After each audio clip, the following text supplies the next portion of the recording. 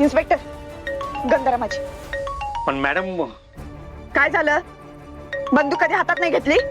घ्या पटकन. अहो पण. हा आई, पटकन बोल, मी गडबडीत आहे. मंजू, हे बघ, माहिती आहे मला तुझी इमर्जन्सी. हॅलो आई, अगं तुझा आवाज येत नाहीये.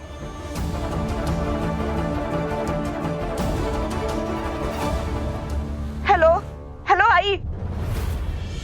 Hello hello hello hello hello. अगं मंजू, हे सगळं काय चाललंय?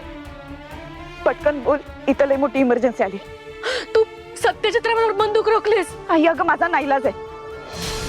सत्या गन घेऊन जेलमध्ये शिरलाय आणि तात्यासाहेबांना बंदी बनवले. अगं, हा किती मोठा गुन्हा याची कल्पना नाहीये तुला. अगं पण मग ते तरी काय करतील ग? तू त्यांची बाजू ऐकूनच घेत नाहीस. त्यांची बाजू समजून घ्यायचा प्रयत्न कर मंजू, पण तू डोक्यात राग घालून बसलीस. त्यांच्या बी संयमाला काही मर्यादा आहे का नाही? एकदा बायको म्हणून पण त्यांचा विचार कर ग. आई, उगाच तू त्याची वकिली करू नकोस. आणि आता मी त्याची बायको नाही तर एक पोलीस ऑफिसर.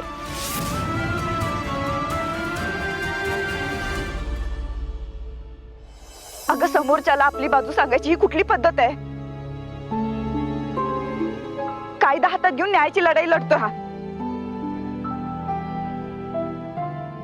आई अगं, त्याने वेळेवर जर सरेंडर केलं नाही ना, त्याला शूट करण्याचे ऑर्डर्स आहेत आम्हाला. अगं, असं नको बोलू ग मंजू. हे बघ, एवढी कठोर नको होऊस. त्यापेक्षा एकदा त्यांचं म्हणणं ऐकून घे. नाहीतर एका इन्स्पेक्टरचा निर्णय एका बायकोला आयुष्यभराची सल देऊन जाईल ग. आई, हे बघ, आता आमच्यात कसलंच नातं राहिलेलं नाही. एकदा नाताला तडा गेला की तो पुन्हा सांधला नाही जात.